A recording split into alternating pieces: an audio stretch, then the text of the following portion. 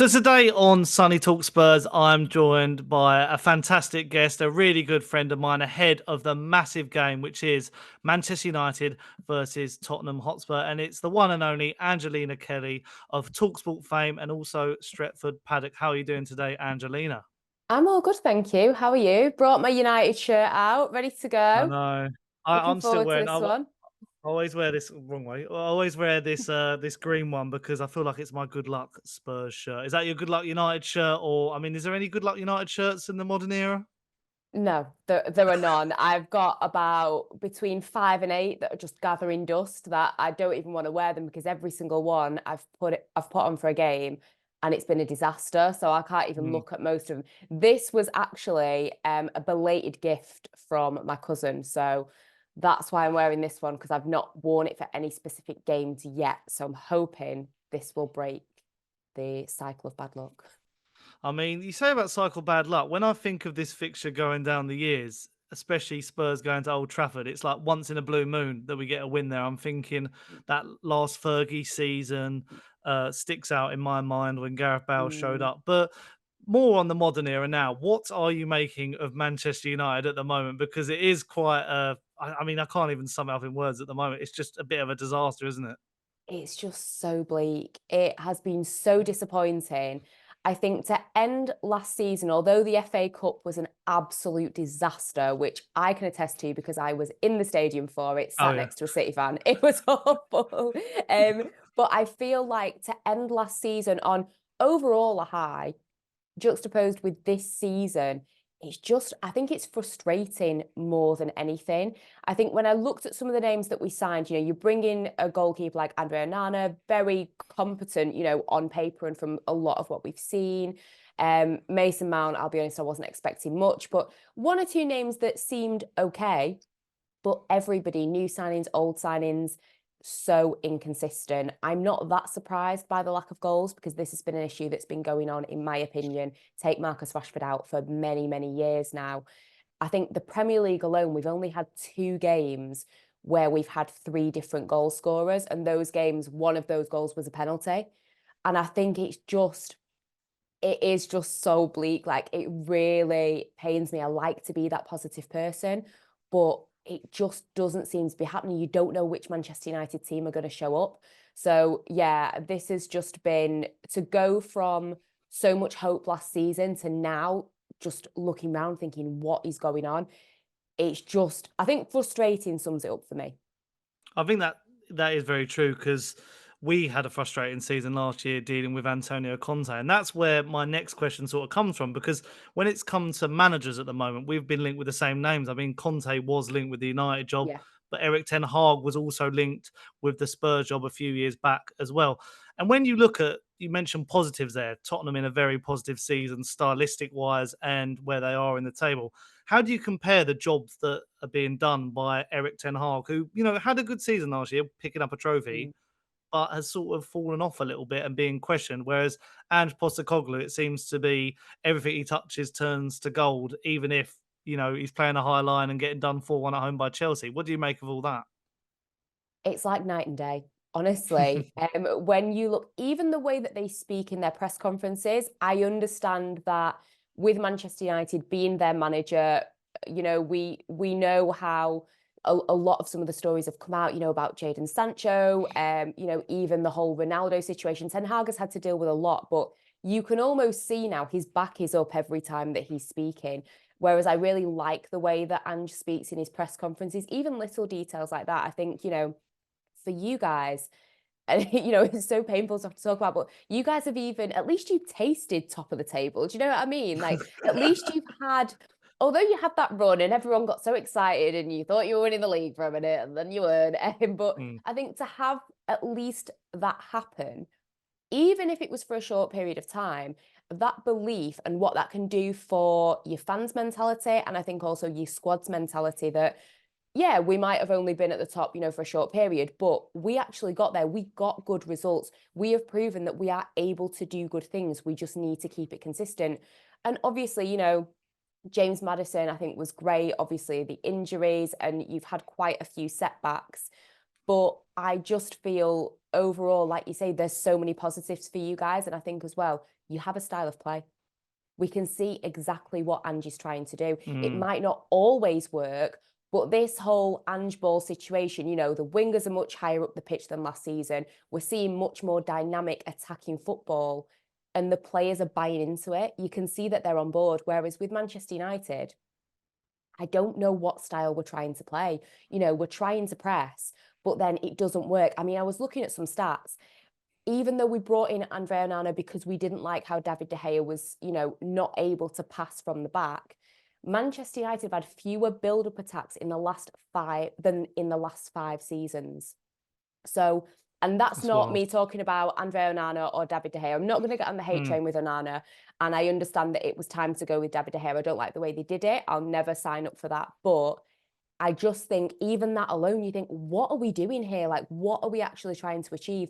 You don't know what team are going to show up from one week to the next. It doesn't look like half the players are even trying on the pitch. So just from that alone, you have to applaud Ange Postecoglou and what he's done. And as much as Ten Hag was great last season, and I don't want to be a Ten Hag hater and say that he needs to be sacked, because quite frankly, who are Manchester United going to bring in? Let's be honest.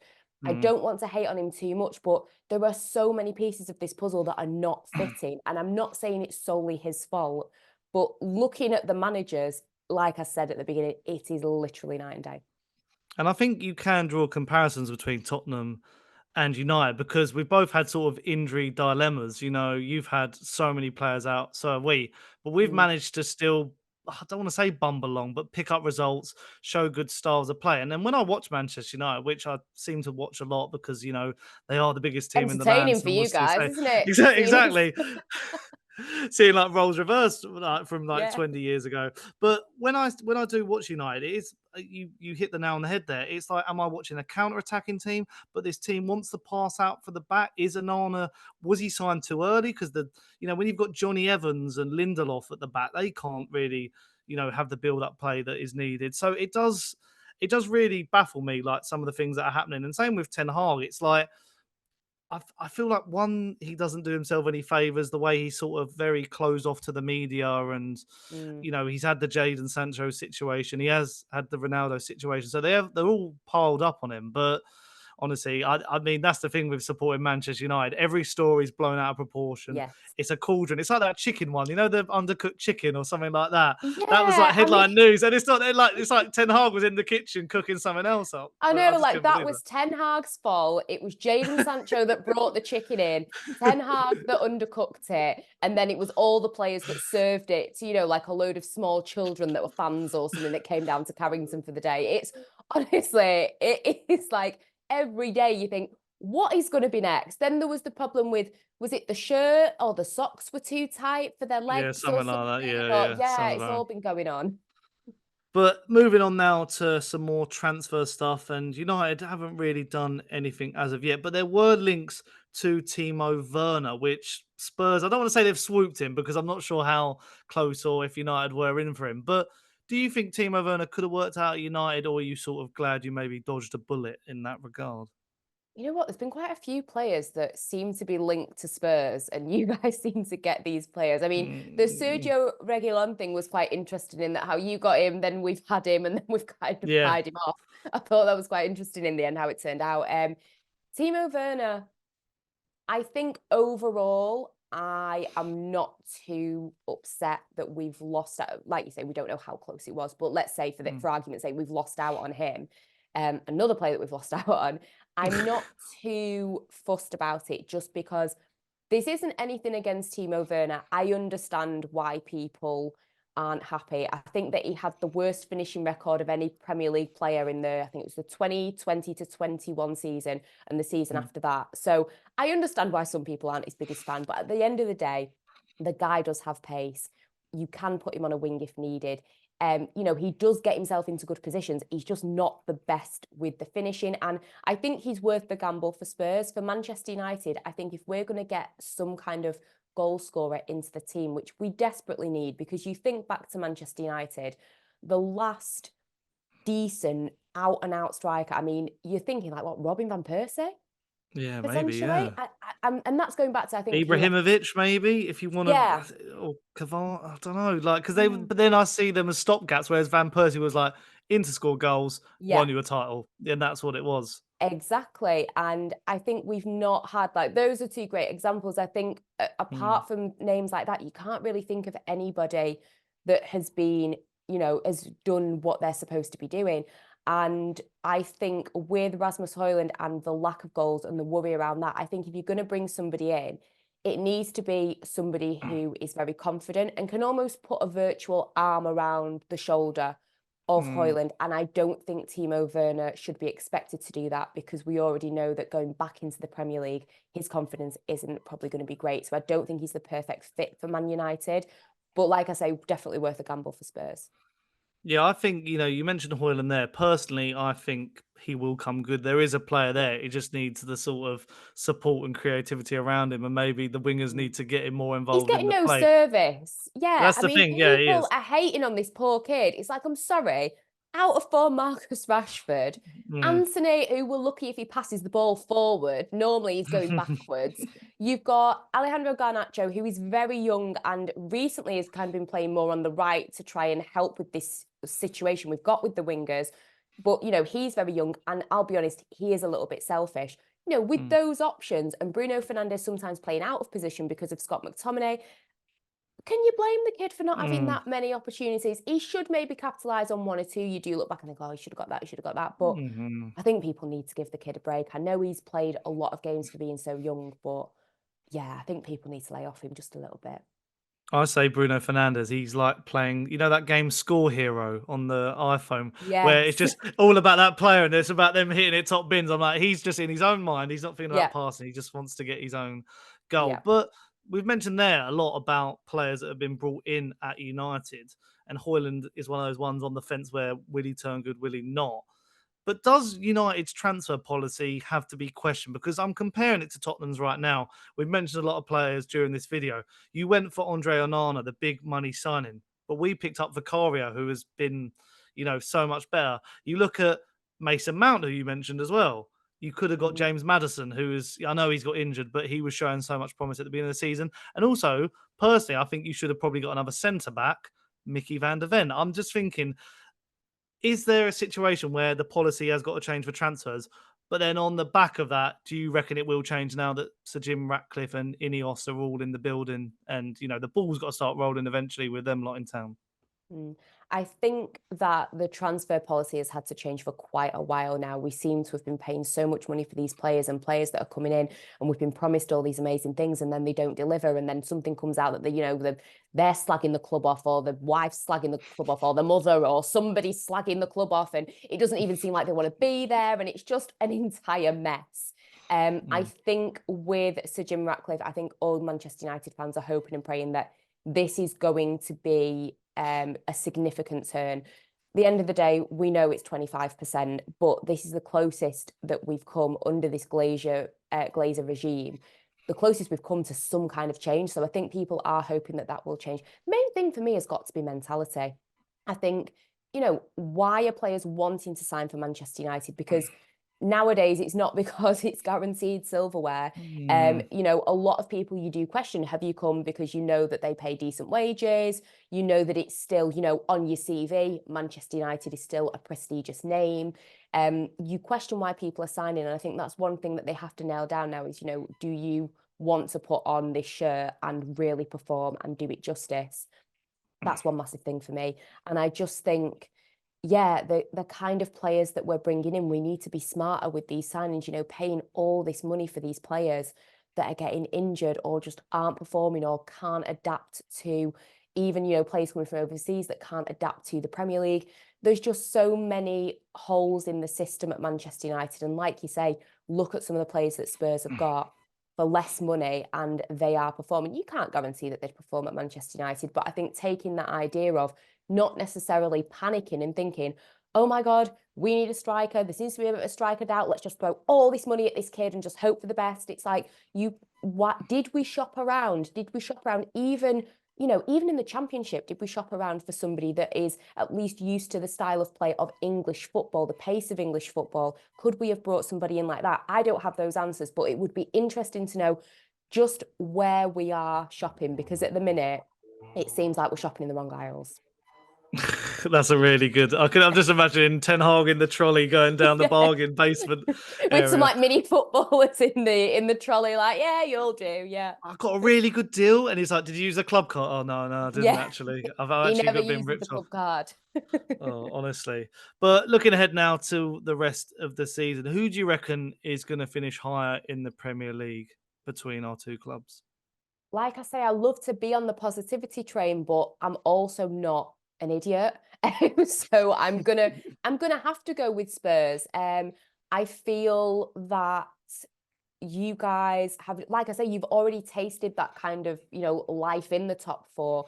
I think that Mm, when I look at your squad overall, when you have certain names back from injury as well, I just think that the quality is there. With Manchester United, when you look at the team and you forget about this season, there are a lot of quality players, but at the end of the day, they are not performing. And I can't trust that between now and the end of the season, that all of them, you can probably think of at least 5 players that they're all going to A, stay fit, and B, be able to miraculously turn things around. Whereas I think at Spurs, you've got a lot more players that are showing their quality. So it does mm. pay me to say it, but I do think that you guys will be above Manchester United at the end of the season.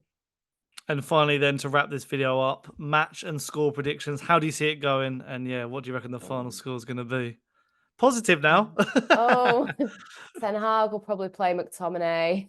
Oh God, he'll score now. You've said this. Yeah, well, this is the thing, McTominay just, scores 2 goals in one game and suddenly is the Messiah. It's ridiculous. I mean, we're hoping that Luke Shaw will be back, Mm, who I know there's a lot of talk about him, but I do think overall he has been really, really good for Manchester United looking at all of his career with us. Talk of Harry Maguire potentially being back. I do have to do a shout out to Johnny Evans because no one, definitely me, did not expect him to end up being arguably our best signing because He's he been has alright, hasn't he? held Yeah. things down in defense. I have, but you know what? Like, hats off to him. Christian Eriksen potentially, who I think is I get that, he's not maybe going to be playing 90 minutes of every game, but I think he's still a very good player for Man United. Hopefully we'll get some names back. Yeah, the midfield for Manchester United really does bother me because it just doesn't seem like they have it together. I think that the back four, hopefully if we get Maguire and Shaw back, it should be okay, but we could be exposed a little bit. Onana, I'm really hoping that he can finish before he heads off to AFCON on a high. And I think, to be honest, the main thing, as much as you are missing certain names, I do think it's going to come down to the fact that, as much as it pains me to say it, I see you guys scoring more goals because of the style of Mm, play that you have. You do have 1 or 2 more names that, like I say, I know you're missing, people like Son, etc. But I do think that I look at your team and think there's more names that I can see doing something. Whereas Manchester United, mm. unless Marcus Rashford has a flipping personality, I can't really see him providing anything. Maybe there's hope with Alejandro Garnacho. But yeah, I do see you guys winning. I would like to be positive in that Man United will find the back of the net at least once. This is how sad it's become. But I hate having to say this. I don't say it lightly, but I'm going to go with a 3-1 win for Spurs. I mean, after watching Bournemouth there the other week and seeing how they handled at Old Trafford, I mean, it's not the place it used to be. But Yeah. Spurs do have this hoodoo over them occasionally. But I want to focus on, you said Johnny Evans there. Our version of that was Fraser Forster last year. We signed him on a Yes. free. He was the bottom of the list, but he was probably our best signing because Basuma Yeah. wasn't flourishing, Jed Spence situation and all that. But the way I see it is, it's hard to see Man United. Sometimes against the big teams, they can turn up, but then other times they lose 7-0 against the likes of Mm, Liverpool, home and away. depends who shows up. Um, exactly. But I do think with our high line, you are going to play that ball over the top. And I can imagine, Garnacho or Rashford really enjoying that. But I'm going to stay positive for Spurs as well. And I think 2-1, I would take that all day, every day, because, after the Christmas period as well, you still got to pick up those points. And I just get nervous at coming to Old Trafford. I Mm. always feel like it's still that one. I don't care what people say. It's still that one on the diary where you're like, away at Manchester United, you just I'm don't know glad you what's going to still happen. think so, because I don't think most Man United fans are thinking that. I mean, I hope I am so wrong. I really Mm, hope I'm so wrong, but I just see this pattern with Manchester United where we have a good game. You know, the game against Wigan, there were still issues, but overall it was a good game. And then we just seem to flounder in the next game. And that's probably where I'm coming from with this prediction. But like I say, I hope I'm proven wrong. I just know I'm a Tottenham fan who's seen, you know, Tottenham went 3-0 up against Man United once, and at halftime Fergie went, it's just Tottenham and we lost 5-3. So anything can literally happen in this fixture. But cheers, Angelina. I appreciate you jumping on. I think it's been a long time coming to get you on the channel as well. But yes, a long time coming. I'm happy to finally be here in my United shirt. Tried to be positive, but I had a bit of a landslide. But you know what? That's what I'm here for, to bring a bit of positivity, a bit of reality with Man United. That's all I can do. And where can people check you out? Across talkSPORT and Stretford Paddock? Yes, I pop up on Stretford Paddock occasionally when I am up in Manchester, on talkSPORT every now and then, and at the end of the day, Angelina Kelly. Not to sound big-headed, but not many people are called that. You can search me on socials and I'm sure you'll find me. No, I rate that. That's a good little shout. But yeah, if you have enjoyed this video, obviously hit the like button, subscribe to Sonny Talks Spurs if you are new, and hit the notification bell because it lets you know when I've gone live. And hopefully after this, we get a positive result for Tottenham and not for Man United. But see you all guys soon. Bye-bye.